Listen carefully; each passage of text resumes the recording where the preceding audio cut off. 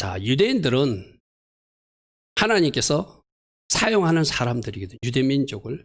그들의 결혼 풍습을 통해서도 이 땅에 하나님이 어떻게 구속의 계획을 이루어 가실 것을 보여주셨어요. 여러분, 우리는 절기 훈련을 통해서 절기 때 6월절을 통해서 뭘 보여주신다고 그랬죠? 십자가에 죽으신 예수 그리스도. 무교절을 통해서 뭘 보여주신다고 그랬죠? 무덤에 계신 예수 그리스도. 초실절을 통해서 뭘 보여준다고 그랬죠? 부활하신 예수 그리스도. 오순절을 통해서는 성령으로 다시 오신 예수 그리스도. 나팔절을 통해서 공중 재림하신 예수 그리스도. 속죄를 통해서 우리 죄를 완전히 용서하시고 세상 사람들을 심판하시는 예수 그리스도. 초막절은 우리를 영원한 왕국, 천년왕국이나 천국으로 인도하시는 그 초막절. 그래서 절기를 통해서 하나님은 예수님이 어떻게 일하실 것을 보여주시고 가르쳐 주셨어요. 또 하나 가르쳐주는 방편이 유대인 결혼식을 통해서 가르쳐주는 거예요. 앞에 표를 잠시 보십시오. 이스라엘 백성들은 결혼이 여러 가지 단계가 있지만 요약하면 저 6가지. 여러 가지 12가지 내지 13가지로 나누는데 그건 내가 다 일일이 이야기하죠. 중요한 것 6가지라면은 신랑이 결혼을 하게 되면 아버지 집을 떠나서 신부 집으로 갑니다. 일단 신부 집에 가요. 가서 뭘 하면은 지창금이라 해가지고 그 신부를 일종의 돈을 주고 사는 형식이에요. 산다기보다 감사의 의미도 있겠죠. 하지만 이 지창금을 드려요.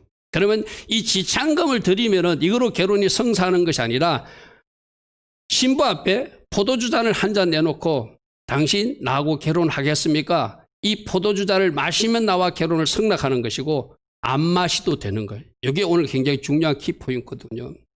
저 지창금을 지불했다는 것이 예수님이 핏값을 온 세상에 치렀다는 의미가 돼요. 그런데 이 세상 사람 중에 예수 보혈을 마시는 사람과 마시지 않는 사람이 있는 거예요. 신부로서 포도주 잔을 마시면은 예수 그리스도의 그 피를 나의 것으로 받아들이는 거예요. 근데 오늘 예배 나오지 않는 사람들, 저 세상 사람들, 오늘 단풍놀이 놀러 가는 사람들은 예수께서 이 온 세상 사람들을 구속하기 위해서 피를 흘리셨는데, 지창금을 주셨는데, 그걸 안 받아들이겠다. 나는 내 맛에 살겠다는 거예요. 나 당신하고 결혼 안 하겠다는 거예요. 이게 신부의 동의가 필요한 것. 저게 자유의지를 주신 우리에게 되신 하나님의 요구이기도 하거든요. 누군가 초등학생이 그러더라고. 목사님, 그냥 하나님이 알아서 탁 해보지 왜 이렇게 복잡하게 만들어 놨습니까? 왜 선악과 주가지고 복잡하게 만들어 놨습니까? 하나님 우리를 존중하시는 거예요. 자유의지를 주세요. 예수 보혈을 마실 수 있는 권한도 우리에게 있고 예수 보혈을 거부할 권한도 우리에게 있어요. 그러나 마시면 영생이고 거부하면 심판이고. 그게 바로 이스라엘 결혼식 세 번째 신부 동의가 굉장히 중요한 거예요. 나중에 하나하나 설명하겠지만 그러면 이제 약혼 단계, 정혼 단계가 성립되거든요. 그리고 나면은 신랑이 오늘 우리 조금 전에 본문 읽었던 대로 집을 마련하기 위해서 아버지 집으로 다시 가요. 그런데 그 기간을 내가 갔다 일주일 만에 빨리 신부하고 결혼해서 일주일 만에 빨리 돌아오는 것이 아니라 한 1년 정도 기간을 둡니다. 1년 정도 기간을 두는 의미가 있어요. 진짜로 이 여자가 이 신랑을 생각하며 정절을 지키며 아름답게 준비했다가 만나는지를 지켜보는 기간이기도 해요. 1년이 지나야 우리 아이들이 있어 말하기 좀 곤란하지만 그 배가 불러오는지 나쁜 짓을 했는지 안 했는지 드러나기 때문에 1년의 기간을 두고 그 이후에 다시 데리러 오는 거예요. 그때까지 정절을 지킨 그 신부들을 결혼을 해가지고 신랑집으로 데려가서 영원히 자기와 같이 사는 것이 유대인들의 결혼 방식이거든요. 이것을 통해서 하나님 오늘 우리에게 뭘 말씀하고 계시는가? 여러분 이사야서 54장 5절에 보면은 하나님이 우리 남편이라고 말씀하고 있어요. 너를 지으시니가 네 남편이라. 할렐루야 아멘. 하나님이 우리 신랑이시래요. 예수와 그리스도가 우리 신랑이 되어 주시겠대요. 창조주 그분이 보잘것없는 나를 신부 삼아 주시겠다는 사건이 이사야서 예언서 중에 나와 있는 거예요. 여러분 생각해 보십시오. 만왕의 왕이신 그분이 온 세상의 주인이신 그분이 우리 한 사람 한 사람 보면 얼마나 보잘것없고 부족함이 많은데 우리를 신부 삼아 주시겠다. 감사하지 않습니까? 감사하지 않습니까? 너를 지으시니가 내 남편이라. 그런데 그분이 만군의 여호와이시며 내 구속자는 이스라엘이 거룩하신 분이라. 그는 온 땅의 하나님이라 일컬음 받는 그분이시다. 그러자면 하나님이신 그분이 우리 신랑이 되어주시고 예수와 그분이 우리 신랑이 되어서 우리를 위해서 이 땅에 오셔서 어떤 일을 이루시는 것을 이 유대 결혼 풍습을 통해서 우리에게 가르쳐 주시고 보여주시고 계시하시면서 너희들이 진짜 나의 신부로 잘 준비되었다가 나와 같이 저 영원한 왕국에 들어가야 된다고 오늘도 우린 주님이 말씀하세요. 그래서 신랑이 신부 집으로 간다는 것은 바로 초림 예수와가 이 땅에 오시는 사건이에요. 아버지 집을 떠나서 신랑이 신부 집으로 가잖아요. 하늘 아버지, 우리 하나님은 여러분 한번 생각해 보시오. 우리 하나님 예수와 그리스도가 하늘에 있는 것이 좋지 이 땅에 와가지고 뭐가 좋겠어요, 쉽게 말해서. 근데 그분은 왕의 자리를 잠시 내려놓고 이 땅에 신부집으로 오신 사건이 바로 초림 예수와 사건. 할렐루야 아멘. 여러분 이런 거 있잖아요. 아니 우리 에담이나 예림이가 시집을 보내야 되는데 제 아이들이 신랑감이 미국에 산다든지 좋은 나라에 살고 있다면은 이상한 것이면 한영미 사람 빨리 가라고 그러겠죠. 그런데 만일에 저 아프리카나 인도 산대 그러면 가지마 이러겠죠. 우리 하나님이신 그분이 이 땅에 오시는 것이 오늘날 여러분 이해하기 좋게 하면은 아주 가난한 빈민촌으로 내려온 사건하고 똑같아요. 누가? 왕이신 그분이. 근데 그 빈민촌에 누가 살고 계신다? 누가 있다? 주님의 신부가 거기 사는 거예요. 그런데도 아버지 집을 떠나서 이 땅에 오신 분이 그분이세요. 할렐루야 아멘. 아버지 집을 떠나 신부 집으로 찾아오신 신랑 예수 그리스도. 할렐루야 아멘. 왜 이렇게 오셨죠? 먼저 나는 신부 되려고 생각도 안 했어요. 나는 신부 될 자격도 없어요. 하나님께서 일방적 은혜를 베푸셔서 만세전에 택하시고 내가 너를 나의 신부로 택했다는 거예요. 할렐루야 아멘.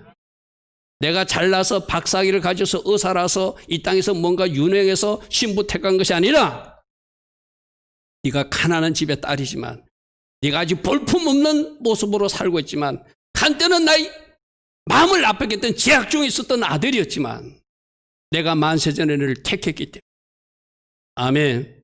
내가 너를 사랑하기에 나는 너를 찾으러 이 땅에 왔다는 거예요. 할렐루야 아멘. 생명과 바꾼 주의 사랑을 잊지 않게 하소서.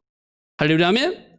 우리 주님이 그렇게 자기 생명 바쳐서 사랑하기 위해서 이 땅에 오신 분이 예수와 그리스도시라는 거예요. 이 땅에 오셔서 첫 번째 하는 절차가 뭐죠? 이 땅에서 결혼식을 하는 것이 아니라 나와 너와 약혼을 해서 정혼 관계를 유지하고 내가 다시 가서 처소를 마련해서 나의 영원한 나라로 너를 데려가기 위해서 너 만나러 이곳에 왔다는 거예요. 할렐루야 아멘. 오늘 이곳에 온 여러분들이 예수님 만났습니까? 할렐루야 아멘. 예수님 신부답게 살아내고 있습니까? 아멘 합시다. 아멘. 아멘. 아까 그랬잖아요. 내가 그렇게 잘 안 돼도 그렇게 고백하면 그렇게 되어집니다. 따릅니다. 나는 주님의 신부로 지금 살아가고 있습니다. 아멘. 좀 부족하지만 여러분들이 생각할 때 뭔가 만족하지 못하지만 그렇게 고백하면 여러분이 그런 사람이 되어가는 거예요. 할렐루야 아멘. 우리를 사랑하셔서 저 하늘 아버지 집을 버리고 이 땅 낮고 낮은 그 초막 가운데로 들어오신 주님, 그분이 오셔서 한 일이 바로 우리에게 지창금을 지급하는 거예요. 두 번째, 신랑이 지창금을 지급해야 결혼이 이루어지거든요. 신부 집에 감사의 의무로 돌아가겠지만 우리로 보면은 그냥 사단의 자식이 되어 있는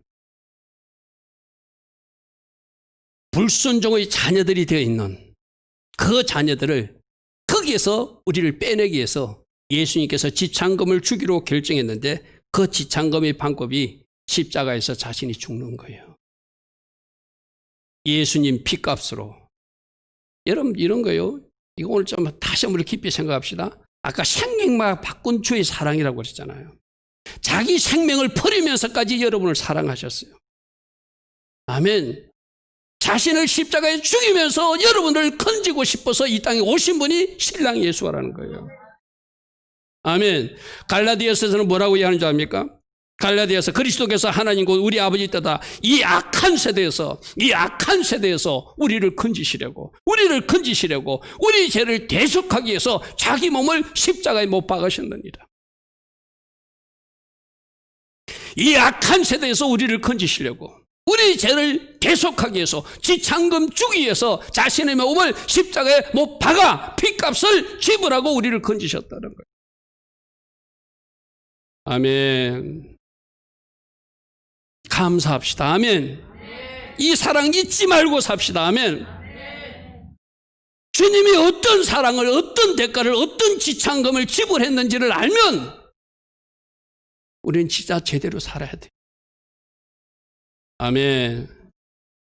사도행전 20장 28절은 뭐라고 했죠? 하나님이 자기 피로 사신 교회들을 보살피게 하셨느니라. 우리를 하나님이 예수와 그리스도의 피를 뿌리고 우리 한 사람 한 사람을 샀다는 거예요. 여러분 슈퍼에 가도 어떤 돈을 지불해야 물건을 사올 수 있잖아요. 우리가 어디 있었는데?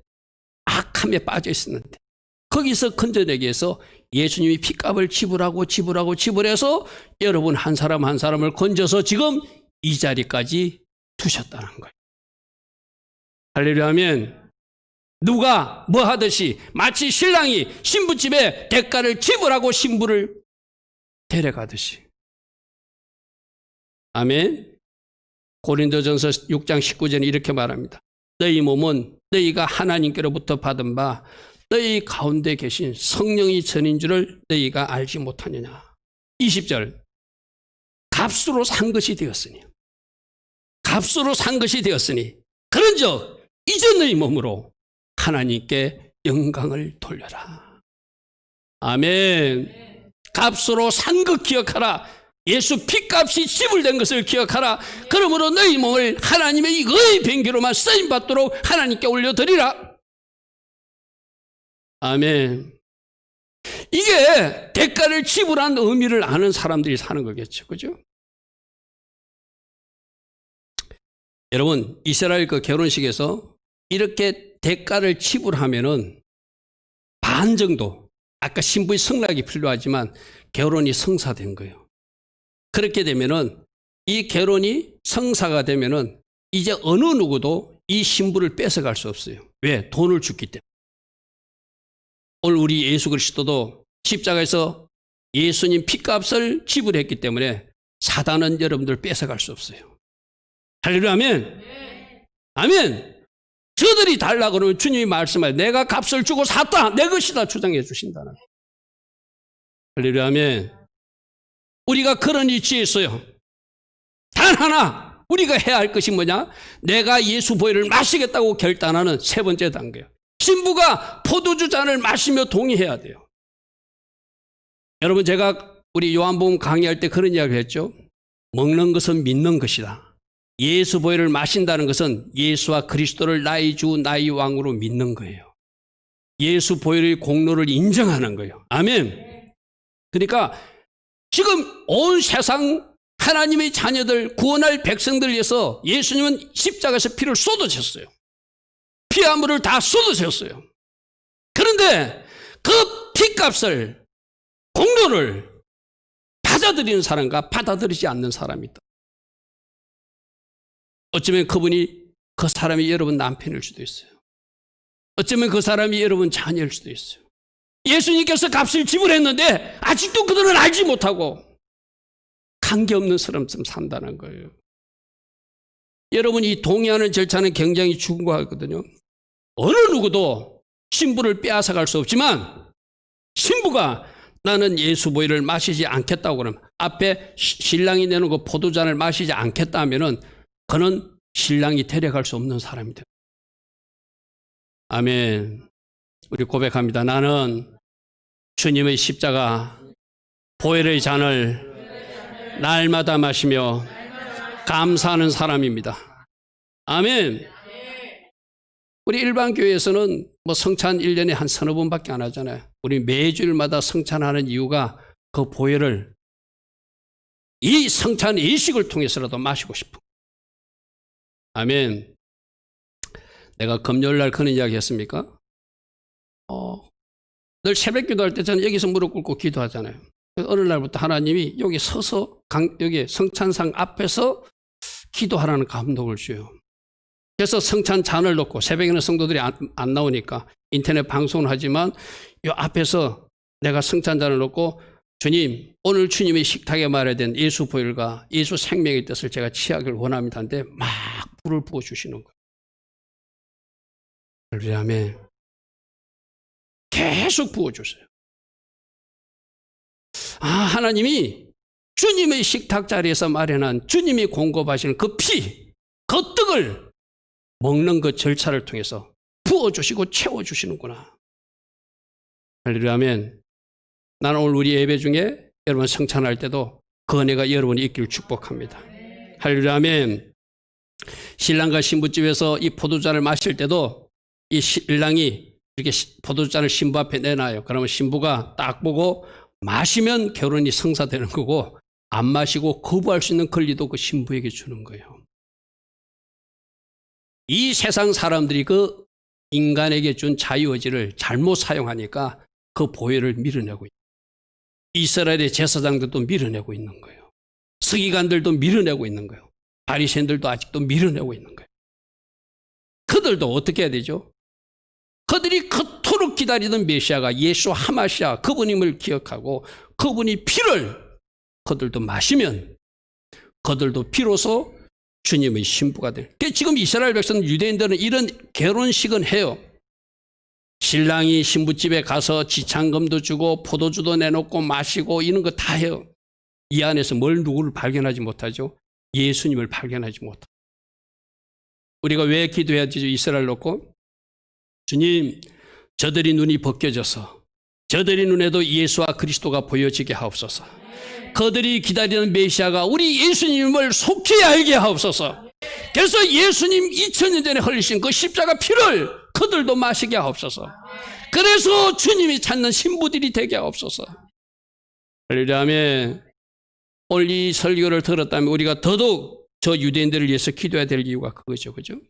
그래서 여러분, 며칠 전에 우리 마태복음에서 마리아와 요셉이 정혼한 관계다, 약혼한 관계라는 게 요 단계까지네. 포도주까지 마신 단계, 쉽게 말해서. 그리고 아직 결혼하지 않는 단계. 그런데 어떤 일이 일어났죠? 마리아 배가 불러온 거예요.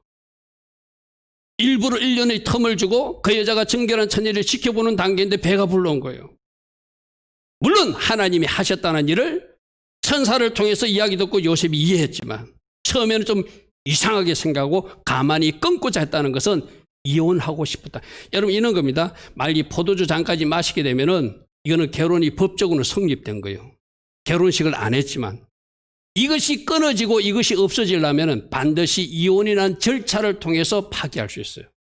한 사람이 죽거나 이혼이라는 절차를 통해서만 이 관계가 파기돼. 아직 결혼식은 안 했지만 그만큼 이 정혼 단계, 약혼 단계는 결혼에 준하는 법적 지위를 주는 거예요.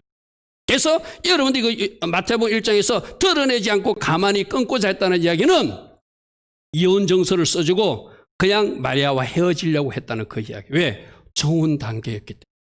정혼 단계였기 때문에. 자, 오늘 예수와를 신랑 삼은 우리들도 예수 보혈을 마셨기에 이 자리에 있는 줄 믿습니다. 아멘. 신부로 정혼한 관계. 그럼 이런 거잖아요. 이제 마리아가 정혼한 관계이기 때문에 자기 몸을 잘 청결하게 준비하고 마지막 결혼 때까지 자기 몸을 보존하고 지켜야 될 의무가 신부에게 있잖아요. 그럼 우리들도 이제 적어도 여러분들이 예수 보혈을 마신 주의 자녀들이라면, 주님의 정혼한 신부들이라면 이 신부들이 어떻게 지는지 압니까? 그날 이후로 자기가 결혼식 때 입을 그 세마포옷을 준비해놔요. 그런데 우리 나중에도 나오겠지만 요즘처럼 핸드폰이 있고 또 요즘처럼 이렇게 내가 언제 간다고 전화를 할 수 있다 이런 게 아니라 옛날에는 그런 거 없잖아요. 신랑 신부가 언제 올지 모르잖아요. 보통 기간은 한 1년쯤 걸릴 것이다 하고 가요. 근데 1년일 수도 있고 10개월 만에 올 수도 있고 1년 반일 수도 올 수 있는 거예요. 그러니까 신부는 어떻게 되죠? 항상 깨끗한 결혼식 때 입을 세마포옷을 준비해 놓고 오늘 오시려나 내일 오시려나 기다리는 사람이 바로 신부예요. 아멘. 우리가 주님이 다시 오심을 기다림을 이렇게 기다려야 돼. 오늘 오시려나 내일 오시려나. 아멘. 그래서 이 유대 괴로운 풍습을 알면 우리가 주님을 기다림에도 그 합당한 삶을 살게 되는 거예요. 여러분 이제 예수 보혈을 마셨습니까? 예수 보혈의 공로를 인정하는 사람들입니까? 주님의 신부 자리에 선 사람들입니까? 예수님과 정원한 관계가 있음을 믿습니까? 그러면 이제 여러분들도 세마포 준비하고 주님이 언제 오시더라도 달려나갈 준비를 하고 살아야 되는 것이 예수 믿는 우리들이 해야 할 일이에요. 아멘. 아멘. 예수님은 보배로운 피를 쏟으셨는데도, 예수님은 지창금을 다 지불하셨는데도 아직도 이 지창금의 의미를 알지 못하고 자기 멋대로 살아가는 여러분 자녀, 여러분 남편, 여러분 이웃, 여러분 친구 누군가가 있다면 주님께서 우리가 어떤 역할을 하기를 원하세요. 그것이 바로 전도예요. 아멘. 나만 신부되는 것이 아니라 주님이 찾고 있는 신부가 너다. 여러분이 기도하고 섬기고 준비되어서 그들에게 복음을 전해서 그들도 자기 자신이 만세전부터 하나님이 택한 주님의 신부임을 그대로 알기를 원하시는 거예요. 이 일에 동력할 수 있는 여러분 되기를 축복합니다. 그리고 그들도 예수 보혈을 마실 수 있도록 여러분들이 역할이 있다면 그 역할을 할 수 있는 우리 모두 되길 바랍니다. 특별히 여러분 가족 중에 예수 보혈을 마셔야 되는데, 예수 보혈의 공로를 인정해야 되는데 아직도 밀어내고 있다면 여러분들이 주님 주신 지혜와 전략으로 잘 섬겨서 그들도 그 예수 보혈을 마실 수 있도록, 하나님 앞에 나올 수 있도록 그 역할을 감당하는 여러분 되기를 축복합니다. 보혈 마신 사람은 어떻게 해야 된다고요? 정결을 지켜야 된다. 주님 오시기를 늘 기다리고 있어야 된다. 할렐루야, 아멘. 그래서 그렇게 준비하고 있다가 언제라도 주님이 오시면 달려나가야 되니까, 그 유대인 처녀들이 뭐 전하는 전송으로는 그렇대. 항상 머리맡에 그 세마포를 준비해 놓고 있다가, 우리 성경에 보면 갑자기 밤에 나타나잖아요. 그죠? 그럼 빨리 옷을 입고 나가야 되는 거예요. 그게 오늘날 예수 그리스도와 정혼한 주님의 신부들이 준비해야 될 모습인 줄 믿습니다. 할렐루야, 아멘. 자, 네 번째로 신랑은 이렇게 정혼이 마치게 되면은 아버지 집으로 떠나갑니다. 아버지 집으로 떠나가요. 우리 주님도 아까 그랬잖아요. 여러분 요한복음 14장 1절과 3절 보면은 너희는 마음에 근심하지 말라. 하나님을 믿으니 또 나를 믿어. 우리 예수님이 이 땅에 오셨어요. 그죠? 십자가에 죽으시면서 피값을 지불하셨어요. 그리고 이 땅에 계속 있는 것이 아니라 나는 아버지 집에 간다고 그랬어요. 가시면서 요한복음 14장 1절부터 3절에 내가 가서 처소를 마련할 것이다. 2절에 내 아버지 집에 거할 곳이 많도다. 그렇지 않으면 너에게 일렀으리라. 내가 너희를 위하여 거처를 예비하러 가노니. 그러니까 예수님이 이 당시 이 말씀을 할 때는 그 당시 유대인들은 이렇게 하고 있었거든요. 결혼식에서 신랑과 신부가 결혼할 때 신랑과 정혼한 그 신랑은, 신부와 정혼한 신랑은 이제 자기 본가 집에 가서 신부와 같이 살 집을 마련해서 1년 내지 2년에 걸려서 집을 마련하면 다시 신부를 데리러 오거든요. 그것을 지금 요한복음 14장 말씀으로 말씀하니까 유대인들은 이게 무슨 의미인지 알아요. 지금 우리 집 어디 가셨죠? 하늘에 올라가셔서 여러분 집 만들고 계세요. 아멘. 아멘. 이것이 다 만들어지면 3절 가서 너희를 위하여 거처를 예비하면 내가 다시 와서 너희를 내게로 영접하여 나 있는 곳에 너희도 있게 할 것이다. 지금 여기 이제 잘 따라오잖아요. 그죠? 예수님이 이 땅에 오신 것이 성육신, 지상금 지불하는 것이 십자가, 그리고 아버지 집에 다시 가는 게 부활 성천, 여기까지 온 거예요. 할렐루야, 아멘. 할렐루야, 아멘. 근데 우리 그 당시 유대인 결혼 풍습이라면 아버지 집에 갈 때 신부에게 나 신랑을 늘 기억해달라고 선물을 주고 갑니다. 신부에게. 그냥 우리 예수님도 하늘로 올라가시면서 우리에게 선물을 주고 가셨어요. 그 선물이 뭐죠? 나 말고 다른 보혜사를 너에게 선물로 주고 간다. 나 예수 그리스도의 이름을 주고 간다. 나 예수 그리스도의 건설을 주고 간다. 아멘. 아멘.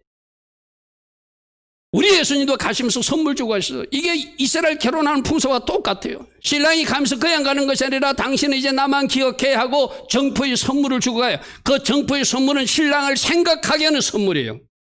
그 신랑께로 향하는 선물이에요.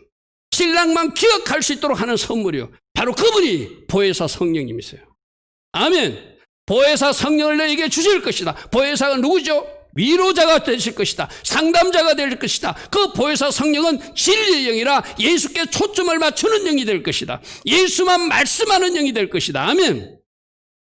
그래서 그 선물의 역할은 신랑을 기억하게 하는 역할이에요. 우리 주님이 그랬잖아요. 이제 너희들이 내 이름으로 기도해라 이랬잖아요. 그죠? 내 이름으로 기도하라고 그랬죠. 그죠? 여러분, 예수님 이름으로 기도했습니다 하면서 우리가 예수님 한 번 더 생각하게 되겠죠. 할렐루야, 아멘. 주신 선물이 뭐라고요? 성령 주고 가셨다. 주신 선물이 뭐라고요? 예수 그리스도 이름 주고 가셨다. 주신 선물이 뭐라고요? 예수 그리스도의 권세 주고 가셨다. 지금도 계속 기름 부음으로 선물을 주고 계신다. 할렐루야, 아멘. 뭐 하라고? 신랑 예수 잘 기억하라고. 뭐 하라고? 신랑 예수께 초점 맞추고 살라고. 뭐 하라고? 더욱더 성령님 도움받아서 거룩하게 살라고. 아멘.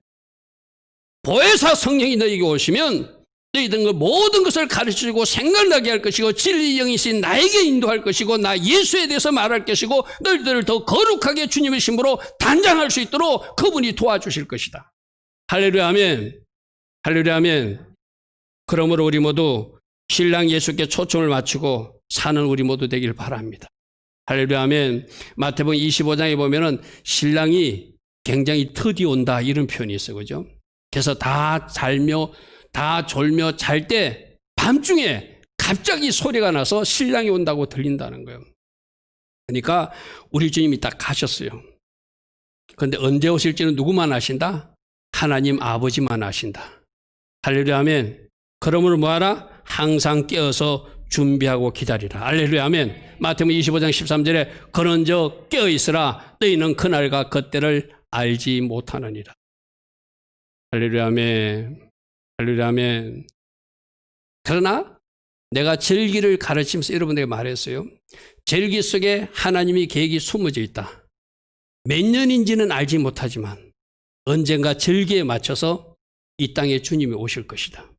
그러므로 절기를 잘 따라가다 보면은 유대 결혼 풍습을 잘 연구하다 보면은 세상 사람들은 도적같이 오겠지만 깨어있는 주의 자녀들은 뭔가 보여지게 오시는 주님이기도 하다. 할렐루야, 아멘. 그러므로 깨어있으라. 뭐로 깨어있으라? 성령으로 깨어있으라. 뭐로 깨어있으라? 말씀으로 깨어있으라. 뭐로 깨어있으라? 기도로 깨어있으라. 할렐루야, 아멘. 그래서 아버지가 처소가 다 준비된 것을 확인하고 신랑을 다시 신부집으로 보냅니다. 이것이 바로 예수님의 재림 이야기입니다. 여기서 중요한 것은 신랑이 빨리 집 짓고 가고 싶어도 아버지가 허락하지 않으면 갈 수 없다는 거예요. 최종적인 판단과 최종적인 그 기간의 확정은 누가 하신다? 아버지 하나님께서 하신다. 신랑은 우리 일반적으로 보면 빨리 가서 신부를 맞이하고 싶을 거잖아요. 그죠? 그런데 아버지가 그 권한을 가지고 있는 거예요. 신랑 집에 아버지가 가라고 해야 신랑은 올 수 있는 거예요. 그래서 우리 주님도 그때는 누구만 아신다? 아버지만 아신다고 말할 수밖에 없는 거예요. 이 신랑이 다시 신부집으로 오는 일, 그것이 바로 예수님의 재림 이야기하고 연결됩니다. 자, 초림으로 이 땅에 오셨어요. 그죠? 십자가에서 죽으셨어요. 다시 그 소를 마련해서 부활성천한 아버지께로 가셨어요. 근데 집이 다 마련된 것을 누가 확인하고? 아버지 하나님이 확인하고. 원래 신랑 신부도 그런답니다. 신랑 아버지가 보고 너 이제 집을 잘 짓고 신부를 데려와도 되니 가라. 누가 허락하나요? 아버지가 허락할 때 신랑이 신부집에 간다는 거예요.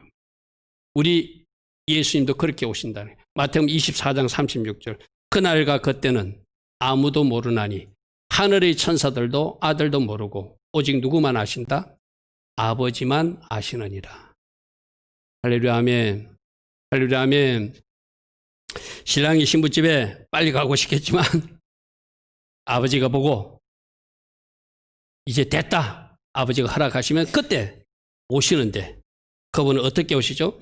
공중에 구름 타고 오시죠. 아까 우리가 마태복음 25장 이런 말씀이 있어요. 밤중에 소리가 난다고 그래서 그죠? 신랑이 오는 소리가 신부집에서 막 우렁차게 들려. 이걸 데살로니가 4장에서는 나팔 소리라고 말하고 있어요. 주께서 호련과 천사장의 소리와 하나님의 나팔 소리가 진히 하늘로부터 그 소리와 함께 강림하실 것이다. 할렐루야 하면 아까 25절 보십시오. 밤중에 25장 6절에 밤중에 소리가 나는 것. 마태복음은 밤중에 소리가 나는데 신랑 오는 소리가 천상의 세계는 천사장의 나팔 소리와 함께 우리 주님이 공중에 구름 타고 이 땅에 오신다는 거예요. 저게 뭐죠? 절기를 모르는 사람들은 언젠가 오겠지만 절기 아는 사람은 어떻게 말하죠? 몇 년인지는 모르지만 나팔절 절기에 맞춰서 여러분 이 그림이 바로 거기잖아요. 로시 하사나 이게 나팔절 그림이거든요. 5780일 올해 나팔절 그림이거든요. 나팔절이 무슨 의미가 있다고 그랬죠? 로시 하사나 새해가 된다는 의미가 있어요. 그죠? 진짜 새날은 주님이 오시는 그날이 우리에게 새날이에요. 아멘. 그래서 하나님은 이 절기를 통해서도 구속사의 비밀을 새겨놨어요. 마지막 나팔 부는 그날, 이 소파로 나팔 모습 있잖아요. 나팔 속에 풀이 나오는 이 마지막 나팔 불 때 주님이 오실 것이다. 이 날이 유대 결혼으로 하면 아버지의 허락이 떨어져서 아버지가 신부집으로 가라고 하는 그날. 지금 여기 보이죠? 이게 흰 말들과 같이 유다의 사도로 표현된 예수님이 하늘 군대와 같이 이 땅에 내려오기 위해서 공중 재림하시는 그림이기도 하죠. 이 그림이 그죠? 이게 바로 그 그림입니다. 이렇게 주님이 오셔서 왜 오시죠? 신부 찾으러. 할렐루야 아멘. 왜요? 그 신부들하고 저 영원한 왕국에 데려가서 영원한 복락을 누리게 해 주시려고. 할렐루야 아멘. 그래서 주께서 호련과 천사장 소리와 하나님 나팔 소리로 친히 강림한 이 사건이 언젠가 일어나게 될 것입니다. 그러므로 우리가 뭐 하자고 그랬죠? 절기 훈련을 통해서 늘 깨어있고 언제 오실지는 모르지만 몇 년인지는 모르지만 항상 깨어서 준비하고 아까 밤에 신부가 어떻게 한다고요? 세마포스를 준비해놓고 늘 머리맡에 놔두고 언제 오실지는 모르니까 항상 머리맡에 두고 자면서 신랑이다 하면 빨리 옷 입고 나가 마중하듯이 우리도 그렇게 주님을 기다리는 주의 자녀들 되어야 될 줄 믿습니다. 아멘. 항상 깨어있기를 축복합니다. 주님 주신 옷 잘 관리할 수 있기를 축복합니다. 혹시라도 오물이 묻었으면 예수 보혈로 빠시기 바랍니다. 할렐루야 아멘. 자기 두루마기를 지키는 자가 복이 있다고요. 사단에게 빼앗기지 않기를 바랍니다. 사단이 뭔가 오물을 묻히려 하는데 쏙지도 않기를 바랍니다. 주님 오시는 그날까지 그 옷을 잘 지켜서 할렐루야 아멘. 주님의 신부로 주님이 찾으시는 기뻐하시는 그러한 자리에 서 있는 여러분 되기를 축복합니다. 그렇게 이제 주님이 오시면은 뭐하러 오시는 것이죠? 신부 데려가려고. 여러분 결혼식은 우리 한국은 보통 뭐 옛날에 보면 여자집에서 보통 결혼식하고 이랬잖아요. 그죠? 이 하나님 나라 결혼식은 신랑집에서 합니다. 신부를 데리고 다시 어디로 간다고요? 신랑집으로 가요. 그러니까 여러분 성경에도 보면은 혼인잔치가 공중에서 일어나죠. 공중. 그죠? 공중까지 오신 주님이 신부들을 휴거시켜가지고 공중에서 혼인잔치가 일어나는 것에 대해서 그죠? 아버지 집에서 결혼식을 하는 걸로 되어 있습니다. 그래서 신랑 집에서 결혼식을 합니다. 여러분, 이 다음 그림이 이스라엘 결혼하는 그림이거든요. 오른쪽 그림이 후파라고 하는 천막을 만들어서 그 아래에서 결혼식하는 장면입니다. 저게 바로 저 후파가 하나님 나라를 상징합니다.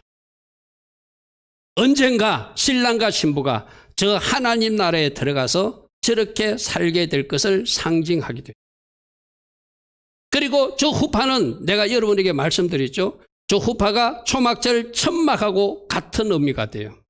하나님의 장막 안에서 영원히 사는 부부. 할렐루야 아멘. 하나님의 초막 안에서 영원히 사는 부부. 하나님의 은혜의 덮개 안에서 영원히 사는 부부. 그런 의미로 저 후파, 저걸 후파라고 하거든요. 오른쪽 저 그림 후파. 근데 저 후파가 없을 때는 이쪽에 여러분 보기에 오른쪽에 있는 탈릿이라고 하는 기도소를 사용하기도 합니다. 여러분 탈릿 봤죠? 예전에 우리 에다미가 나와서 머리에 썼던 탈릿, 우리 교회도 여러분 한번 보여주었죠. 저 탈릿을 친구들 4명이 내 모토에 대해서 그 탈릿도 뭘 상징한다고 그랬죠? 하나님이 듣기를 상징한다고 그랬어, 그죠? 그래서 저게 이스라엘에 결혼한 그 모습들이에요. 사진 둘 다입니다. 저렇게 후파를 만들어서도 하기도 하고 탈릿을 만들어서 저렇게 탈릿을 들고 그 친구들이 서 있는 상태에서 신랑과 신부가 결혼하면서 뭐 하자는 것이죠? 우리들은 영원히 하나님이 천막 안에서 살게 될 것이야. 하나님의 초막 안에서 살게 될 것이야. 우리는 하나님의 은혜, 덕계 아래서 살게 될 것이야. 그런 상징적 의미로 후파 안에서 결혼식을 치르고 나면 비로소 그들이 어디로 들어간다? 신랑과 신부가 합방하는 그 단계로 들어간대요. 이 결혼식 장면이 우리에게는 어떻게 나타나죠? 계시록 19장 나타납니다. 19장 7절부터 볼게요. 우리가 즐거워하고 크게 기뻐하며 그에게 영광을 돌리세. 뭐가 있다? 어린 양 혼인기약이 이르렀고 그의 아내가 자신을 위하여 준비하였으므로 8절 그에게 빛나고 깨끗한 세마포옷을 입도록 허락하셨으니 이 세마포옷은 성도들의 옳은 행실이라. 그러면 여러분 이제 오늘 이 말씀을 들으며 나의 세마포옷은 어떤 상태인지 점검하시기 바랍니다. 성도들의 옳은 행실로 저 옷이 아름답게 보존되고 지켜진대. 혹이라도 세마포옷이 더러워졌다면 오늘도 예수 보혈로 빠시고 주님 원하시는 그 아름다운 모습으로 준비된 상태로 정결한 신부로 있는 여러분들을 축복합니다. 9절 이렇게 말합니다. 천사가 내게 말하기를 기록하라. 어린 양 혼인잔치에 청함을 받은 자가 복이 있도다. 할렐루야 아멘. 여러분 계시록은 복은 무슨 복이라고 그랬죠? 천국 입성의 복이에요. 최고의 복이에요. 그죠? 여러분 모두 다 주님의 신부로 주님이 여러분 때문에 핏값을 지불하시고 여러분들을 주님의 신부로 삼아주시고 여러분들 위해서 처소까지 마련하시고 다시 오셔서 데려가시려고 할 때 여러분들이 바로 저 어린 양의 혼인잔치에 청함받는 복된 주의 자녀들 다 되기를 축복합니다. 할렐루야 아멘. 할렐루야 아멘. 그래서 이 혼인잔치가 끝나고 나면 그 다음에 들어가는 단계가 여러분이 아는 천년왕국. 할렐루야 아멘. 그리고 그 다음이 바로 여러분들이 들어가야 될 천국인 줄 믿습니다. 자, 오늘 말씀을 요약하면은 저 표로 요약이 돼요. 첫 부분에 잠시 보여주지만 저 표를 잘 기억하십시오. 신랑이 신부집으로 신부를 찾으러 가는데 이것이 2000년 전 이 땅에 예수님이 초림한 사건이다. 그런데 그 신부집에 지창금을 지급해야 되는데 우리 예수님 그 지창금을 지급하기 위해서 십자가에서 자기 몸을 피를 쏟으시고 그 대가를 지불하고 내가 너를 샀다. 할렐루야 아멘. 아멘. 감사하는 우리 모두 되길 바랍니다. 자, 세 번째 저게 중요하다고 그랬어요. 저 예수님이 온 세상 주의 자녀들, 신부들 위해서 피를 흘렸는데도 그 보혈을 포도주 잔을 마시는 사람이 있고 마시지 않는 사람이 있다는 거예요. 정작 마셔야 될 저 유대인들조차도 지금 마시지 않고 있고 아직도 많은 세상 사람들이 마시지 않고 있고 교회 나와서 신앙생활 하다가 다시 세상으로 나간 사람들도 보혈을 마시기를 거부한 사람들도 있고 또 정작 주님이 찾는 그 신부의 자리에 있어야 될 그 사람들도 지금 세상에 나가서 저 보혈을 마시기를 거부하는 사람들이 있다. 오늘 이 말씀을 듣는 여러분부터 예수 보혈을 공로 의지하시기 바랍니다. 예수 보혈을 날마다 마시고 힘입어 살던 여러분 되기를 바랍니다. 예수 보혈로 날마다 여러분을 씻어내는 여러분 되기를 바랍니다. 예수 보혈로 덮어서 이 코로나 바이러스부터도 지켜주는 여러분 되기를 축복합니다. 예수 보혈의 능력으로 악한 것들 물리치고 승리하는 여러분 되기를 바랍니다. 아멘. 예수 보혈을 마시는 선택은 누가 해야 돼요? 내가 해야 되는 거예요. 할렐루야 아멘. 저렇게 하면서 신부를 떠나면서 선물을 주고 가는데 우리 주님 우리에게 보혜사 성령님을 주고 가셨다. 예수 그리스도의 이름 주고 가셨다. 건세 주고 가셨다. 할렐루야 아멘. 성도라고 하는 보배로운 이름도 주고 가셨다. 닦게 살아내는 여러분 되기를 축복합니다. 그래서 다시 아버지 집으로 가셔서 처소를 마련하시는 것이 부활 성천한 사건이고 이제 처소가 마련되면 다시 신부집으로 우리에게 찾아오는 사건이 나팔절 공중재림 사건이다. 할렐루야 아멘. 그래서 결혼식을 치르고 신부와 신방을 차리고 영원한 삶을 사는 것이 혼인잔치 후에 천년왕국과 천국으로 연결될 것이다. 할렐루야 아멘. 오늘 말씀을 통해요 여러분들은 예수님이 우리에게 어떻게 구속사를 베풀어 주는지 알게 될 거예요. 여러분 이해를 돕기 위해서 유대 결혼식을 비유해 가지고 이것이 이런 의미를 가지고 있다고 설명했어요. 특별히 예수님께서 나 한 사람을 위해서 예수 피를 흘려주신 것, 그 피값으로 나를 사준 것에 감사하시고 아멘. 주님의 정결한 신부로 이 땅에서 주님이 원하시는 삶을 잘 살아내는 우리 모두 되기를 축복합니다. 할렐루야 아멘.